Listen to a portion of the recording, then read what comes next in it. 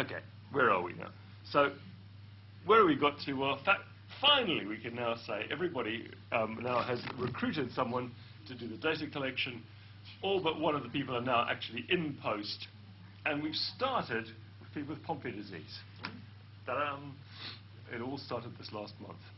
And we are moving on from there. The data fields for Fabry and MPS II are just about sorted, and the database is about to happen. Just to tell you where we are, we think that, according to the clinicians, there are 74 people who have Pompe at the treating hospitals who are eligible for the study, of whom 7 have been recruited so far, because we've only just started. And then I think, is that where I'm handing over to you? Is where I'm going to hand over to Rob. And then we're available to talk for questions later. Rob obviously doesn't think his voice is as loud as mine is. No. Hello. I guess everybody can hear me. I'm going to try and get a bit of audience participation in at the end, which will hopefully be welcome, given that the tea break is a long time coming. It won't involve anything so exciting as animal-like breathing, but we'll see. The thing you probably really want to know about this study, rather than its history, is what does it mean? And there will be echoes of the Genzyme presentation earlier on their registry. As Stuart said, the people who are eligible are those who are attending for care at the 7 specialist treatment centres for lysosomal storage disorders, and they will be asked and judged by their treating consultant as eligible to be approached for informed consent. Consent will be obtained at those appointments, and we hope to have had consented all eligible MPS I, Gaucher and Pompe patients by June 2009. And there are 2 levels of participation, and we have to get consent at each of those levels.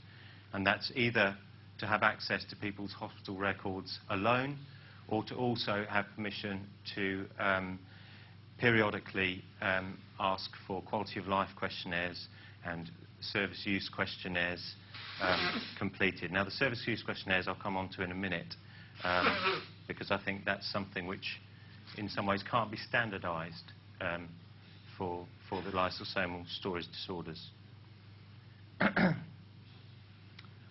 We're aiming to collect the bulk of patient data when people attend for their hospital for their yearly review. So that will be either the clinical tests obtained at on that day, or the questionnaires completed around that day as well. And data will be entered at each hospital onto a secure database. And as Stuart's already stressed, we're particularly interested not only in NHS costs, but those for patients and families, and not just monetary costs either.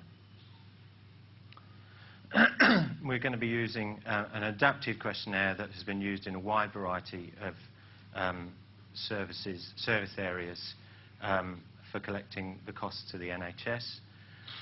Quality of life questionnaires, you will probably be familiar with some of the acronyms there, short form 36. The EQ5D, which is similar but much, much shorter on one page.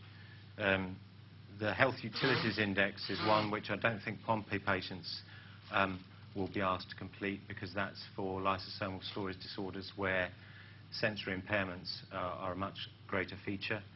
And of course, in children, we can't use some of these questionnaires that are designed for adults. So there's a well-used one called the PEDSQL, which we'll be using.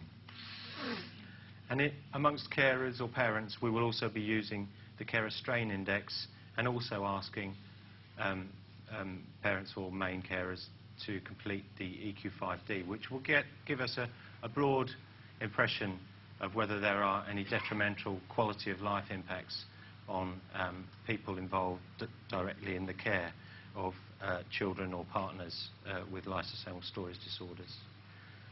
So our perspective on costs is to go quite far beyond how much it costs for the NHS to care for people with lysosomal storage disorders.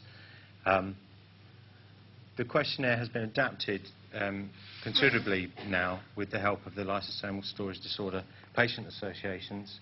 So, for example, we now have extra questions that cover impact on school and ability to participate in paid or unpaid work, the extra costs to families that are involved in receiving care, so travel, childcare, accommodation, as well as the time of paid or unpaid carers.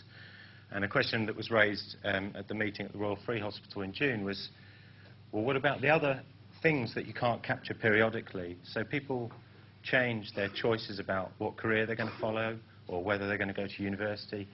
And we still don't know how to capture these things or whether to market for funding for a separate study. But there are clearly more historical impacts on people's lives as well that are very important.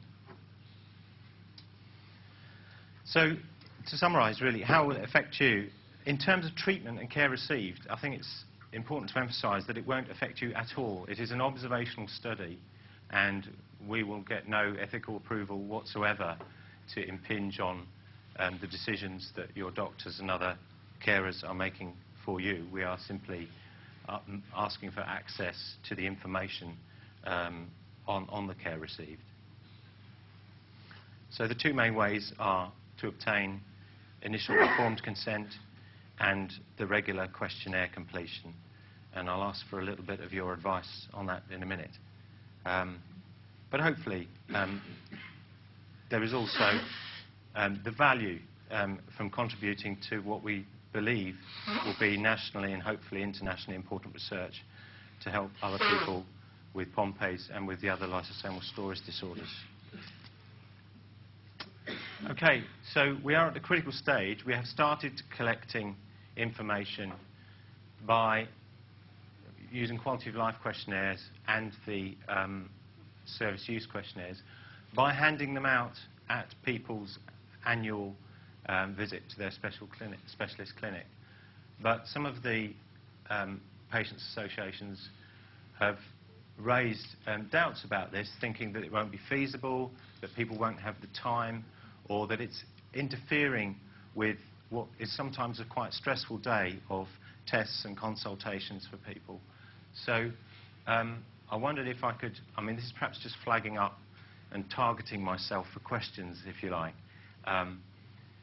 whether any of these other ideas about how we can least inconvenience patients and their families in order to still get high quality information, which I think everybody is still interested in. So could we send perhaps the more difficult questionnaires out with your appointment letter for them to be brought back to the clinic when you attend? You know, is it fair for us to, for the research nurse at each centre to hand over a bundle of questionnaires and expect there to be comfortable, quiet waiting areas in often quite busy hospital clinics? So we're open to change our plans on this if we hear strong noises from people that it's not working or that it's upsetting them. So and then of course the other possibility is that we could do telephone administered questionnaires at home. But then again, other people might find that more intrusive and may want to get their involvement in this kind of study over in one go while they attend the clinic. So that's the kind of broad question I'd like to throw at the audience, particularly obviously patients and members of their family who no doubt have been involved in studies like this before and have a great deal more experience than people like me. So I think I'll leave it there. Do contact us if anything occurs to you after today.